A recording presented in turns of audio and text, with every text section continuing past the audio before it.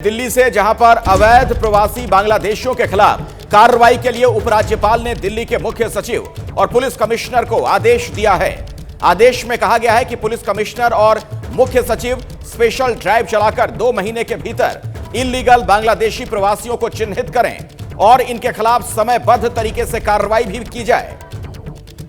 दीपक रावत हमारे सहयोगी इसी खबर पर हमारे साथ जुड़ चुके हैं कुछ और जानकारियों के साथ। दीपक, और क्या पता चल पा रहा है, क्या अपडेट्स हैं? अखिलेश, इस बार जो चिट्ठी लिखी गई है उसमें सीधे तौर पर और साफ तरीके से उपराज्यपाल ने ये निर्देश जो है दिल्ली पुलिस कमिश्नर को और मुख्य सचिव को कह दिया है कि आप स्पेशल ड्राइव चलाइए और 2 महीने के अंदर ये चिन्हित कीजिए कि कौन बांग्लादेशी ऐसे हैं जो इलीगल तरीके से यहाँ पर रह रहे हैं, जिनके फर्जी दस्तावेज के तौर पर वोटर आई कार्ड और तमाम चीजें बनी हुई हैं, और उसके बाद उनको देश से बाहर किया जाए। और साफ निर्देश है, इससे पहले भी उपराज्यपाल तरीके का मैसेज जो है पुलिस कमिश्नर और मुख्य सचिव को दे चुके हैं। लेकिन इस बार का ये मैसेज इसलिए खास, कुछ दिन पहले ही एक मुस्लिम प्रतिनिधि मंडल, उलेमाओं का प्रतिनिधि मंडल जो है उपराज्यपाल से मुलाकात करने पहुंचा था। उन्होंने शिकायत की थी कि ऐसे बहुत सारे तरीके से यहाँ पर बांग्लादेशी रह रहे हैं और उनके खिलाफ कार्रवाई होनी जरूरी है। तो ऐसे में उपराज्यपाल ने अब ठीक है, शुक्रिया इस जानकारी के लिए। इस खबर पर नजर बनाकर रखिएगा। तो एक तरफ देखिए दिल्ली में अवैध बांग्लादेशियों के खिलाफ कार्रवाई का आदेश दिया गया, दूसरी तरफ जम्मू में रोहिंग्या शरणार्थियों को लेकर माहौल गर्म हो रहा है। वहां की सरकार रोहिंग्या को बसाने की तैयारी में जुट गई है। अब बीजेपी और एनसी आमने सामने हैं।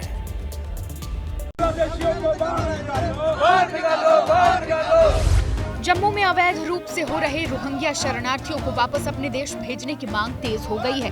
डोगरा फ्रंट के कार्यकर्ताओं ने जम्मू में विरोध प्रदर्शन कर आरोप लगाया कि इन शरणार्थियों के तार कई आतंकी हमले से जुड़े हुए हैं। उन्होंने उमर सरकार में मंत्री जावेद राणा के खिलाफ मामला दर्ज करने की भी मांग की। अरे दिल्ली का रिप्रेजेंटेटिव यहाँ बैठा है, इसने उनको उठा करके कठुआ जेल के अंदर बंद करा। एक FIR जावेद राणा के खिलाफ करो, क्योंकि उसने संविधान की उल्लंघना करी है। रोहिंग्या शरणार्थियों के मुद्दे पर नेशनल कॉन्फ्रेंस अध्यक्ष फारूक अब्दुल्ला ने कहा कि केंद्र सरकार ने घाटी में रिफ्यूजी बसाए हैं। इससे पहले उमर सरकार में मंत्री जावेद राणा ने इन बस्तियों में पानी और बिजली की सप्लाई बहाल करने के निर्देश दिए थे। वो गवर्नमेंट ऑफ इंडिया ने यहाँ पे रेफ्यूजीज भेजे हैं, हमने नहीं लाया, उन्होंने यहाँ बसाया है। और हमारा फर्ज है, जब तक वो यहाँ हमारे पास हैं, रेफ्यूजीज हैं, उनको पानी और बिजली देनी चाहिए। पानी बिजली बंद करना मुझे लगता नहीं है कि कोई सही कदम है। और जहाँ तक पानी का तल्लक है, क्योंकि ये डिपार्टमेंट मेरे पास है, मैंने ये डायरेक्शन दे दी है कि पानी इमीडिएटली रिस्टोर किया जाए। दूसरी ओर बीजेपी ने इन शरणार्थियों को बसाने के मामले में CBI जांच की मांग की है।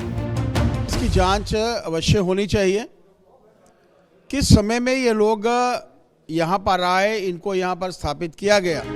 इस समय जम्मू कश्मीर में करीब 6000 से अधिक रोहिंग्या शरणार्थी रह रहे हैं। जम्मू क्षेत्र के डोडा और सांबा सेक्टर में इनकी संख्या अधिक है। इन रोहिंग्या शरणार्थियों पर कश्मीर में आतंकवादी समूहों से संबंध का भी आरोप है। बांग्लादेश में हिंदू और उनके धार्मिक स्थल पर हो रहे हमलों को लेकर देश भर में प्रदर्शन हो रहा है। आज दिल्ली में भी जमकर इसे लेकर प्रदर्शन हुआ। यहां प्रदर्शनकारियों ने बांग्लादेश के हाई कमीशन का घेराव किया।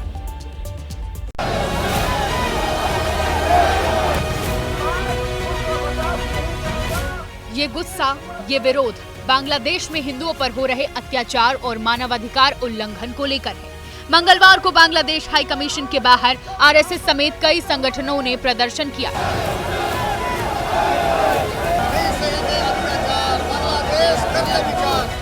तस्वीरों में देख सकते हैं कि लोगों के हाथों में तख्ती है, जिसमें बांग्लादेश में हिंदुओं पर हो रहे जुल्म को बयां करने वाले स्लोगन हैं। अत्याचार, बांग्लादेश कर ले विचार। और साथ ही साथ सैकड़ों की संख्या में यहाँ पर आपको हिंदू एक साथ एक मंच पर अपनी तालियों की गूंज से और अपने नारों के साथ यहाँ पर बताते हुए, जताते हुए कि यूनाइटेड नेशंस क्यों बांग्लादेश में इस समय नहीं नजर आ रहा है। बता दें कि 2 दिसंबर को दिल्ली के जंतर मंतर पर बांग्लादेश को लेकर एक रैली हुई थी, जिसमें ऐलान किया था कि अगर हिंदुओं पर अत्याचार नहीं रुका तो 10 दिसंबर को बांग्लादेश हाई कमीशन का घेराव किया जाएगा। और ये प्रदर्शन करके बता दिया कि वो चुप बैठने वाले नहीं हैं।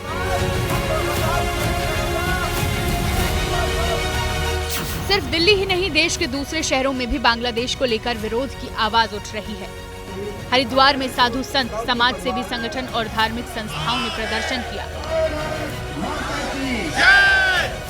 सनातन धर्मावलंबियों के जो देवस्थान हैं, वहाँ जो संत हैं, ब्राह्मण हैं, उनकी रक्षा के लिए भारत सरकार को सख्ती से कदम उठाना चाहिए। लखनऊ में बांग्लादेश के खिलाफ जन आक्रोश रैली निकाली, जिसमें छात्रों और शिक्षकों ने बड़ी संख्या में हिस्सा लिया। मैं इस वक्त लखनऊ विश्वविद्यालय कैंपस में हूं और इस कैंपस की तस्वीरें आप देखिए।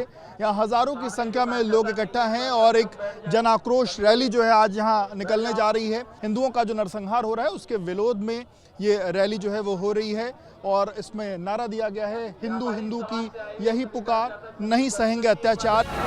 दरअसल जब से बांग्लादेश में सत्ता बदली है, तब से हिंदू और उनके धार्मिक स्थल निशाने पर है। लेकिन अब बांग्लादेश पूरी दुनिया में एक्सपोज हो गया है। विरोध की आवाज दुनिया के हर दूसरे मुल्कों से उठने लगी है।